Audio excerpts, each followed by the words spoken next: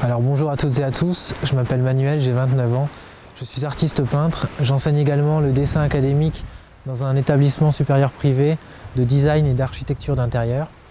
Et aujourd'hui je vous retrouve pour vous parler d'un tableau que j'ai réalisé récemment, un tableau sur le thème du vide existentiel. Alors le vide existentiel, c'est un sentiment ressenti par les êtres humains, un sentiment de vide, un sentiment de non-accomplissement qui peine, si vous voulez, à donner un sens à leur vie. J'ai trouvé que c'était un thème intéressant à traiter en peinture. Et aujourd'hui, je vous retrouve dans un lieu assez particulier. Donc, comme vous pouvez le voir, c'est un bâtiment abandonné. Donc, ce genre d'endroit m'inspire énormément dans mon travail depuis de nombreuses années, que ce soit dans ce tableau-là ou dans les autres tableaux. Alors, ce qui est fascinant dans ce genre d'endroit, c'est que quand on se rend dans les lieux comme celui-ci, en fait, si vous voulez, on sent vraiment le silence et le passage du temps. Donc c'est vraiment deux thèmes qui m'intéressent énormément dans mes tableaux et j'en profite d'être ici justement pour vous montrer un tableau qui s'appelle « Intérieur sans visage ».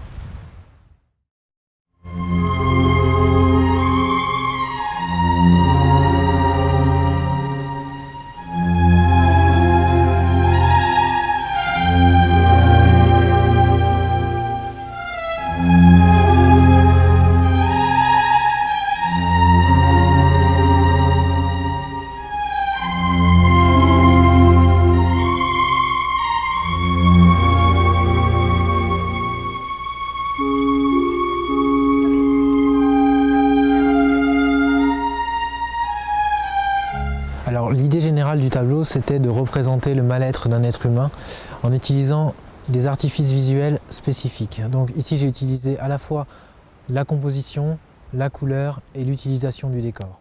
Alors concernant la composition, donc la composition en peinture c'est un élément extrêmement important. Donc on parle souvent d'ossature, de charpente invisible. Si vous voulez, la composition c'est vraiment ce qui va structurer le tableau pour ensuite jouer avec l'œil du spectateur. Donc voilà, tous les grands peintres connaissent ça, de Géricault à Van Eyck, de Vermeer à Rembrandt. C'est vraiment quelque chose d'extrêmement important et dans mon travail, ça tient une place vraiment centrale. Alors on peut voir dans ce tableau l'intérieur d'un bâtiment abandonné avec une femme de dos à l'intérieur. Donc ce que j'ai voulu ici mettre en évidence, c'est vraiment le vide. Donc en fait, le défi de ce tableau, c'était d'essayer d'arriver à peindre le vide.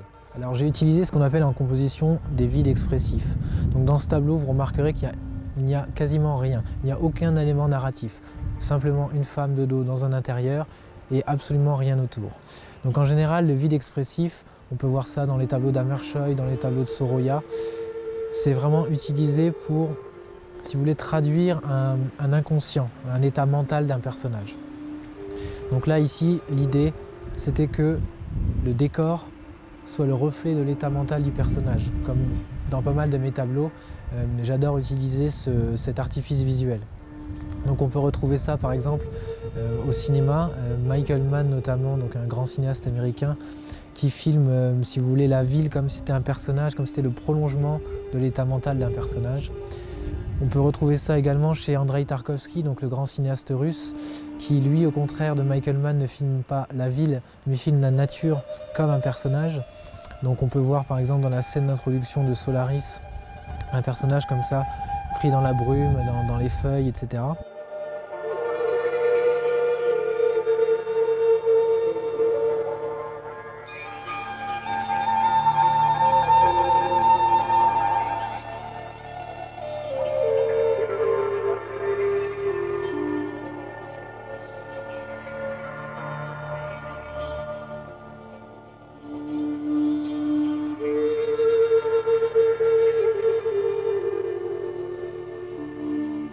On peut voir ça également dans Stalker, où les personnages sont pris dans une zone voilà, qui va être, au fil du film, le reflet de leur état psychique.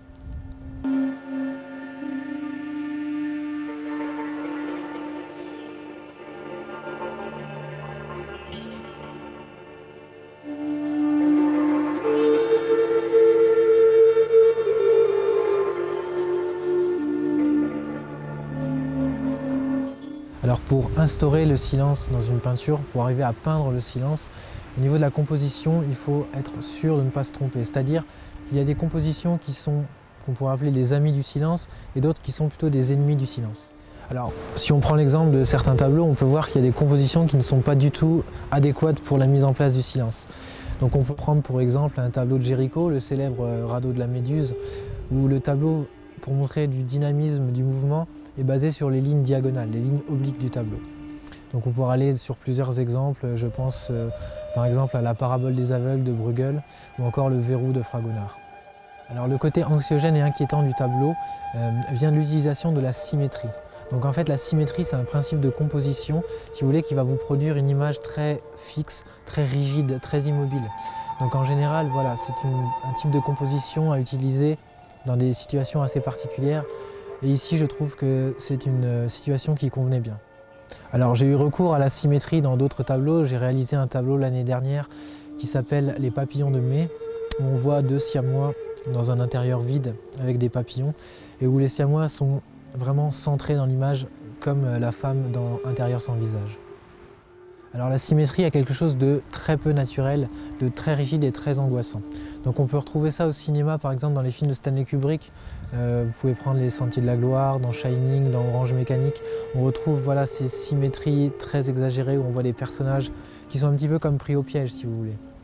On peut aussi prendre l'exemple d'un film de Fritz Lang qui s'appelle M le maudit, où dès le début on voit une séquence où Fritz Lang filme des décors comme ça de manière très géométrique et très centrée. Donc voilà, ça donne vraiment ce sentiment d'anxiété et d'angoisse. Alors une autre chose très importante dans mon travail pour traduire le silence et les espaces comme ça immobiles, en fait c'est la couleur. Donc en fait la couleur, si vous voulez, elle va être là non pas pour dramatiser la scène mais pour instaurer une ambiance. Donc ici c'est une ambiance très froide, donc j'ai utilisé des couleurs froides, donc ça va des gris bleus, des gris bruns, des gris marrons, mais voilà, des couleurs extrêmement atténuées, des couleurs rompues, donc ce n'est pas des couleurs saturées comme par exemple des images qu'on peut retrouver aujourd'hui dans des téléphones portables qui sont des images très saturées. Là on est dans une gamme de couleurs chromatiques très restreinte.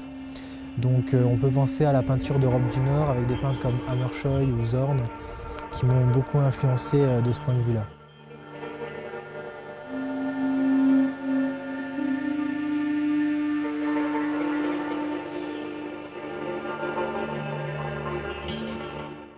Après avoir placé le dessin, je commence par teinter l'ensemble de la toile par ce qu'on appelle un jus. Alors c'est une couche de peinture diluée avec beaucoup d'essence de térébenthine. Ici j'ai utilisé un mélange d'ocre jaune et de terre d'ombre brûlée.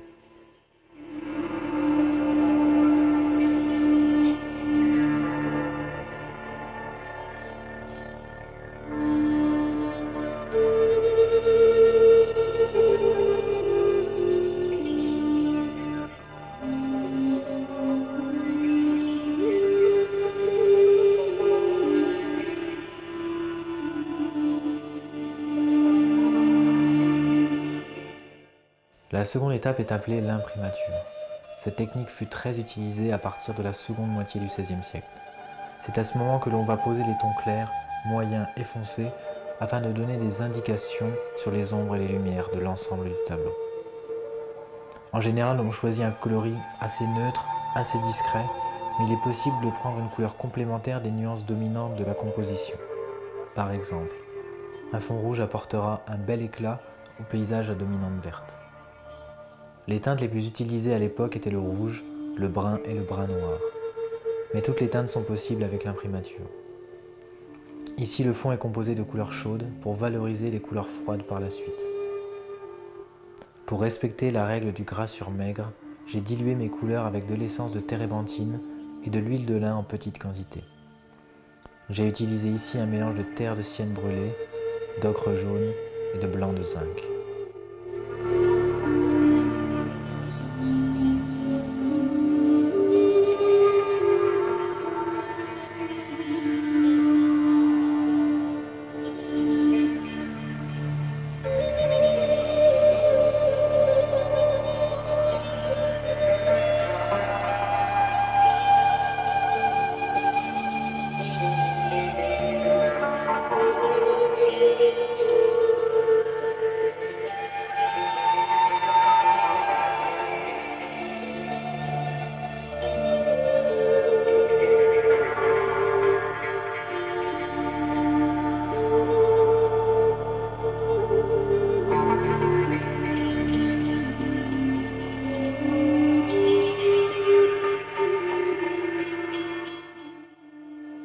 Une fois l'imprimature posée et sèche, je commence l'étape dite de la demi-pâte. Alors la demi-pâte forme le revêtement général du tableau. Elle constitue une couche d'épaisseur moyenne, ni trop dense ni trop légère, sur laquelle les glacis et les empâtements viendront se superposer. La demi-pâte est une matière dense et lisse, et les couleurs sont passées avec délicatesse. Pour cette étape, j'ai utilisé de la terre d'ombre brûlée, terre d'ombre naturelle, terre de sienne brûlée, ocre jaune, bleu de cobalt et blanc de zinc.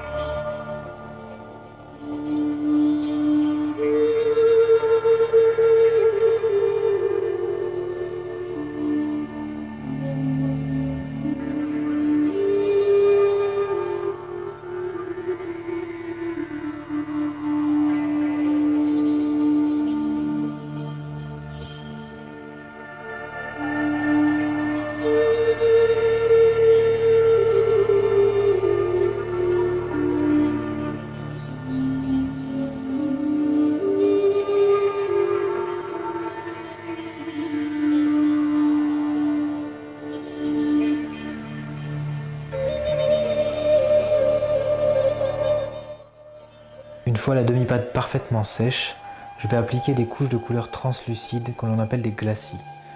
Alors c'est des couches de couleur transparente qui sont posées sur une couche de couleur opaque. Cette technique est apparue au XVe siècle grâce au grand peintre flamand Jan van Eyck. J'applique les glacis avec un pinceau doux. Pour cette étape, j'ai utilisé un mélange de brun de Mars, de bleu outremer, de bleu de Prusse et de lac d'alizarine cramoisi. Plusieurs couches ont été nécessaires ici.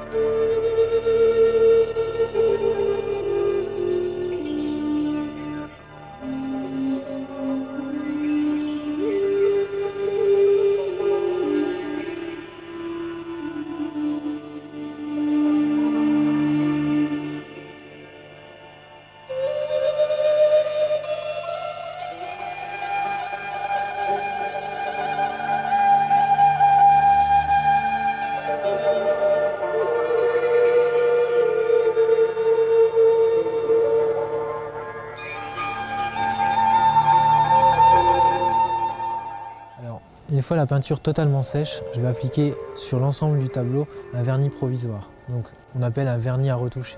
Donc ça permet d'uniformiser le rendu de votre peinture et de supprimer tous les embus. Donc les embus, c'est les parties brillantes et les parties mates qu'il peut y avoir sur une peinture avec les différentes étapes de séchage. Alors merci à toutes et à tous d'avoir suivi cette vidéo. C'en est terminé pour aujourd'hui. N'hésitez pas à me poser des questions en commentaire ou en message privé. Je vous souhaite une bonne journée et à bientôt.